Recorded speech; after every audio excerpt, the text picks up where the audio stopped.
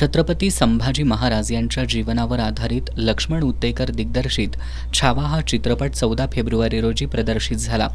हा चित्रपट शिवाजीराव सावंत यांच्या छावा या कादंबरीवर आधारित आहे।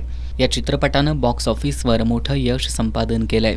त्यामुळे छत्रपती संभाजी महाराजांचं शौर्य संपूर्ण देशभर पोहोचायला मदत होतीये।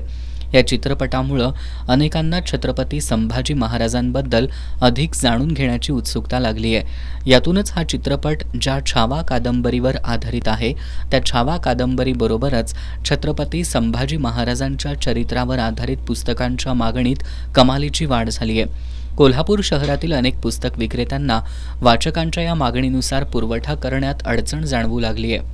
पुस्तक विक्रेत्यांकडे वाचक छावा आणि अन्य ऐतिहासिक साहित्यकृतींची मागणी करू लागलेत। त्याचबरोबर शहरातील ग्रंथालयांमध्ये सुद्धा वाचकांकडून ऐतिहासिक विषयावरील पुस्तकांना अधिक पसंती मिळू लागली आहे। प्रदर्शित झाल्यापासून लोकांमध्ये अतिशय उत्साहाचं वातावरण आहे आणि त्यामुळे ग्रंथालयामध्ये जेव्हा लोक येतात तेव्हा ते शिवाजी महाराजांबद्दल काही पुस्तकं आहेत का, संभाजी महाराजांबद्दल आणखी काही पुस्तकं आहेत का, याबद्दल ते माहिती जाणून घेतात। व्हॉट्सअप किंवा इंस्टाग्राम किंवा या सोशल मीडियाच्या माध्यमातून काही वेगळी माहितीसुद्धा त्यांना मिळू लागलेली आहे आणि त्यामुळे थोडंसं गोंधळाचंही काही साशंकता त्यांच्या मनामध्ये निर्माण झालेली आहे।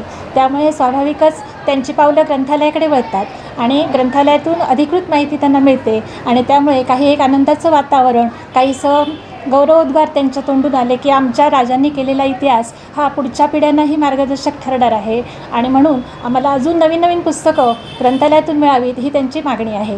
एखाद्या साहित्यकृतीचं नाटक, दूरवाहिनी मालिका किंवा चित्रपट असं माध्यमांतर झाल्यानंतर मूळ साहित्यकृतीबद्दल लोकांच्या मनात अधिक उत्सुकता निर्माण होत असल्याचं यापूर्वी सुद्धा अनेकदा पाहायला मिळालंय। आता छावाच्या निमित्तानं त्याचं पुन्हा प्रत्यय आलाय। सध्याच्या दूरचित्रवाहिनी, मोबाईल आणि संगणक या तिन्हींच्या स्क्रीनमध्ये अडकलेल्या तरुणाईला छत्रपती संभाजी महाराज पुस्तकांमधून समजून घ्यावा असं वाटणं हे निश्चित आशादायी गोष्ट आहे।